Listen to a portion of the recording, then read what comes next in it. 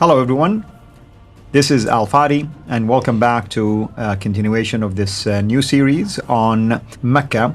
And of course the idea behind this particular video series is that we are trying to compare and contrast the traditional Islamic narrative, and with that we are looking at actual data, actual evidence, actual research that was done sometimes way in the past, sometimes just recently, and anything in between, that will reveal to us additional information that will be antagonistic to that standard Islamic narrative, or sometimes even it exposes that particular narrative and it shows a lot of weaknesses, maybe even a lot of cracks in that particular narrative. Today is no exception. We're going to be talking about the geographical problem when it comes to Mecca. What we mean by that is this: if you want to know about Mecca from the Quran, it's absolutely not the same Mecca that exists today. I've been to Mecca, by the way, and there are many things that are used in the Quran to describe Mecca that does not fit with reality. And that's why today's show is going to deal with this geographical problem with Mecca, and with me here in the studio is our dear brother, Dr. J. Dr. J, welcome back. Oh, good to be back again.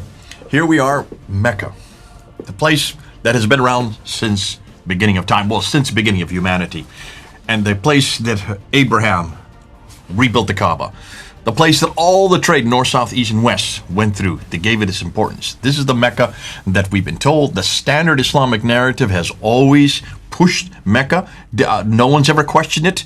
You didn't question it. I didn't question it. None of us questioned it, because why would we want to question until we started scratching a little bit in the ground? And remember, like the phrase we always say, the more you scratch, the more you find. The more you find, the more we shine. The more we shine, the more they whine. Oh, how sublime.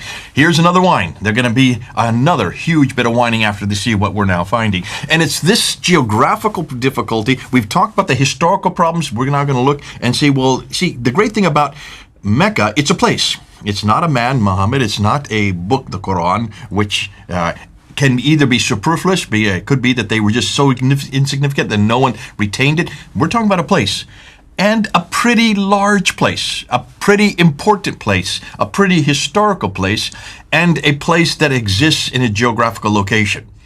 So let's start and ask what we're going to do. What we're going to do, first of all, we plan to go back to the 7th century, and we're actually going to begin before the 7th century. We're going to go prior to the 7th century, to the period when Islam began, leading up to when Islam began.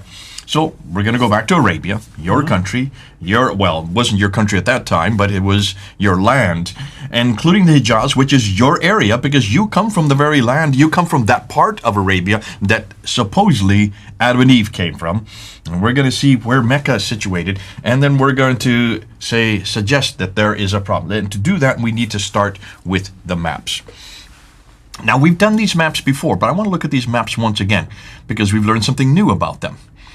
Remember last time when we looked at the maps, I said, here's a map from 7th century, here's a map from 6th century. Remember when I said that? Mm-hmm. And I thought these were from the 7th century, these were from the 6th century, because that's what everybody told me.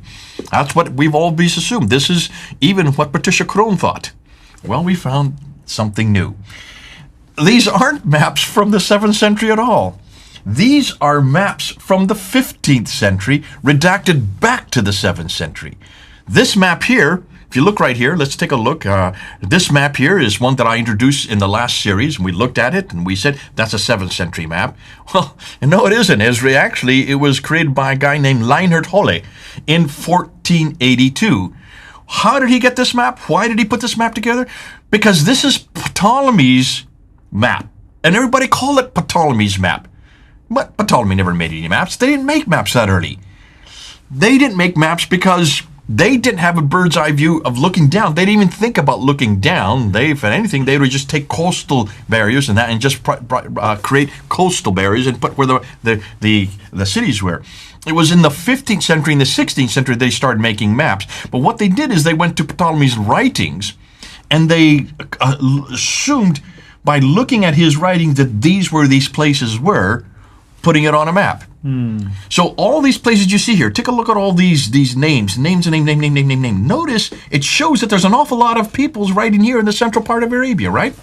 That's right, yeah. I mean, you can see the Red Sea, you can see the Indian Ocean, you can see the Persian Gulf or the Arabic Gulf in there. Straits of Hormuz, you can see all that there. There's a way up there is the beginning of the Gulf of Aqaba. So, and when you look at this, what's really interesting is that seems very heavily populated, doesn't it? Yes, I mean, from the names in there of towns, yes, it does look heavily populated. What's missing in that map? Well, I mean, let's see. Is there a name Mecca in there? Nope. This is a 2nd century. Where that question mark is where Mecca is. If you look carefully, there is no Mecca there. Not at all. That would have been the right location for it if it was there. How come Leonard Holte never brought this up when he created this map? Well, because Ptolemy never listed it. Ptolemy never brought it up. He didn't know of any Mecca. And what's fascinating to me, by the 15th century, they should have known Mecca, because Mecca, by 1400s, had been around for, what, we've been told 700 years by that time? Well, since the time of Adam. Okay, but certainly by the time Islam began, which is the 7th century, now we're in the 15th century, so you're talking about almost 800 years. Here's another map. This is another map we brought up last time, and this one is by Laurent Fries in 1541. Notice, he's going back to Ptolemy's writings, and he puts his map together, but take a look. Mecca's not there as well. Fascinating. And it's this kind of stuff that we need to look back at and ask, why is it these guys in the 14th and the 1500s did not know it? Here's another one that I had put up together, and this one was created by Sebastian Münster in 1571, looking at Ptolemy's map, looking at Ptolemy's writings, geographical writings, and they're called the Geography of Arabia. What's interesting, Mecca's not there again. Now, I noticed this before when we brought it up before. What I didn't notice is that none of these are from the 2nd century. These are not from the time of Ptolemy. And by the way, I mean, it's interesting because he did capture some really nice geographical features, mountainous areas, and so on and so forth. So why would he miss such an important city when he paid attention to other things? Obviously, and it looks like either he's putting in there haphazardly. Now, this is one that is attributed still to the 7th century, but there's nobody that I can come up with that actually claims that this is 17th century Mecca. Regardless, do you see Mecca there? We don't see that, but I mean, I would tend to agree with you because this one is way advanced in a way. It's drawing the Arabian Peninsula and the Gulf area and the Red Sea. It seemed like it's almost like ahead of its time if it was 7th century. I would say that this is not a 7th century map. The Arabia looks too good there. Actually, this is much better than the 14th and the 1500s, the 15th and the 16th. That's what I'm saying, exactly. Same with this one here. Here's another one that's attributed to the 7th century. But take a look at it. It actually gets it quite correct. Except, obviously, what's missing is Mecca is still missing there. Now, who's attributing them to the 7th century? Well, people today are attributing them, and that's why I was looking all over and saying, how do we know? And nobody can really support that. They're just saying, this is a 7th century map. This is what it is. They're doing the same thing today in the 21st century that the 16th and the 15th and the 16th century people were doing. They're saying, this is from the 2nd century of Ptolemy. No, this is not. They're just doing the same thing again. They're taking the names and they're redacting it back. And this is typical of an awful lot of people. I remember getting a lot of reaction in my comments from people down below. And they were saying, we have a map. I've studied in college. I studied in high school, and there's a map, and Mecca's on that map. I said, okay, well, when was that printed?